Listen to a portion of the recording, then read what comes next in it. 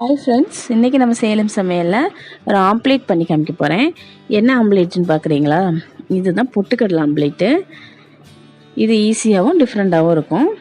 அதுக்கு ஒரு கடாயில் ஃபஸ்ட்டு எண்ணெய் ஊற்றிட்டு, எண்ணெய் காஞ்சதும் கொஞ்சமாக கடுகு நல்லா பொரிஞ்சதும் பொடியாக நறுக்கி வச்சுருக்கிற 2 பெரிய வெங்காயம் இது போட்டு நல்லா வதக்கிக்கலாம்.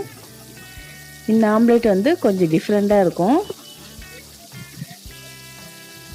இது நல்லா இருக்கும். பிரேக்ஃபாஸ்ட் கூட சாப்பிட்லாம். இந்த வெங்காயம் நல்லா வதங்கட்டும். வெங்காயம் கொஞ்சம் வதங்கினதுக்கப்புறமா 2 பச்சை மிளகா பொடியாக நறுக்கி வச்சுருக்கிற 2 பச்சை மிளகா, அப்புறமா கொஞ்சமாக கருவேப்பிலை நல்லா ஃப்ரை பண்ணிக்கலாம். இப்போ கொஞ்சமாக உப்பு போட்டுக்கலாம்.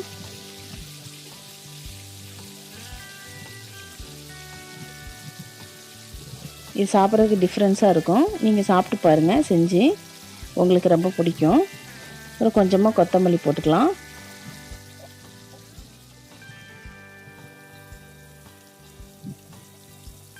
நல்லா வதக்கிட்டு இப்போ கொஞ்சமாக மசாலா ஆட் பண்ணிக்கலாம். மஞ்சள் தூள் 1/2 ஸ்பூன் மஞ்சள் தூள், மிளகாய் தூள் 1/2 ஸ்பூன், அதாவது குழம்புக்கு யூஸ் பண்ணுற குழம்பு மிளகாய் தூள், அதை போட்டுக்கலாம். நல்லா ஃப்ரை பண்ணிவிட்டு நம்ம செப்பரேட்டாக எடுத்து வச்சிடலாம். அது ஆறட்டும். அதுங்களே நம்ம ஒரு கையளவு பொட்டுக்கடலை அதை நல்லா பொடி பண்ணி எடுத்து வச்சுக்கலாம். அப்புறம் முட்டை, நான் 5 முட்டை எடுத்துருக்கிறேன். இப்போ முட்டையை நல்லா பீட் பண்ணிக்கலாம். நல்லா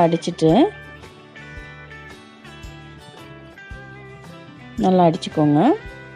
அடிச்சுட்டு இப்போ நம்ம வதக்கி வச்சுருக்கிற வெங்காயம் அந்த மசாலா சாதனை சேர்த்துடலாம். நல்லா சேர்த்துட்டு ஒரு தடவை பீட் பண்ணிக்கலாம். இது செய்கிறதுக்கு ஈஸியாகவும் டிஃப்ரெண்ட்டாகவும் இருக்கும். சாப்பிட்றதுக்கு நல்லா டேஸ்ட்டாக இருக்கும். அப்புறமா நம்ம பொடி பண்ணி வச்சுருக்கிற பொட்டுக்கடலை அதையும் போட்டு நல்லா பீட் பண்ணணும். கொஞ்சம் கொஞ்சமாக போட்டு பீட் பண்ணணும், இல்லைன்னா கட்டியாயிரும் பொட்டுக்கடலை. அதனால் கொஞ்சம் கொஞ்சமாக போட்டு நல்லா பீட் பண்ணிகிட்டே இருக்கணும். இந்த மாதிரி நல்லா கிண்டி விட்டுக்கிட்டே இருந்தால் பொட்டுக்கடலை நல்லா இதாயிரும். இவ்வளோ திக்னஸ் இருக்கணும். அப்புறமா நம்ம வதக்கின கடாயிலேயே கொஞ்சமாக எண்ணெய் ஊற்றிட்டு தோசை மாதிரி ஊற்றிட வேண்டியதுதான்.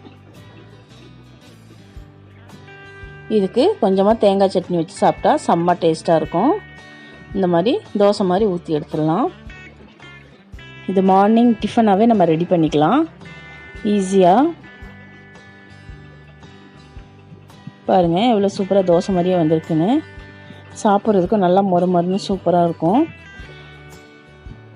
இந்த டிஷ்ஷை உங்கள் வீட்டில் மறக்காமல் செஞ்சு பாருங்கள். உங்களோட கமெண்ட்ஸை கமெண்ட் பாக்ஸில் போடுங்க.